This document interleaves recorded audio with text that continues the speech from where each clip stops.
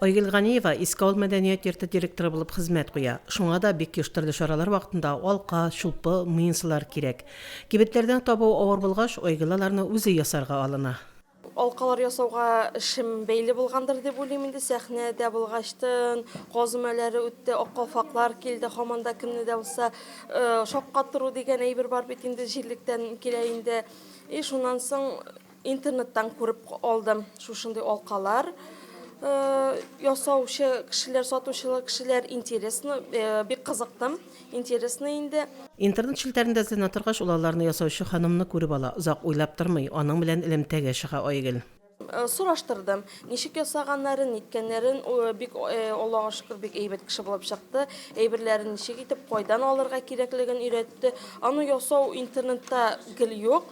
Но инде шул телефон аша гына ничек ясарга кирәклеген өйрәтте дә, кайдан примерно әйберләрен алырга кирәклеген әйтеп, шулай әйберләрен әкрен генә алып кайтып ясап карадым. Инде елдан артык шушы шөгыль белән ныклап дуслашкан ул. Махсус металл нигездән алка, шулпы мыйынсалар җыя. Һәр ясаган алка яисә шулпысын төрләндерергә тырыша. Укучылар һәм авылдашлары белән дә мастер-класслар үткәрә. Айрым җыям барсында шәһәрдә күпчелек кул эшләре магазиннарыннан кирип алам. Аннары үзебезнең Мөслимдә ташлары ниләре бар инде.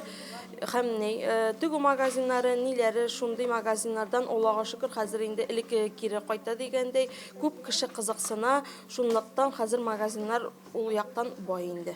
Бүген халкыбыз бигрәк тә хатын-кызларыбыз элеккеге заман бизәнү әйберләренә аерым игътибар бирә. Кулдан ясалган алка муенсаларны тагып йөрүчеләрне очрату гаҗәп түгел хәзер. Якын киләчәктә мәдәни чараларда гына түгел, көндәлек тормышта да әллә кайдан ук шулпы таккан татар кызлары килүен дә ишеткән көннәр булыр әле. Фәридә Гайнетдинова, Динар Нуретдинов, Мөслим телевидениесе.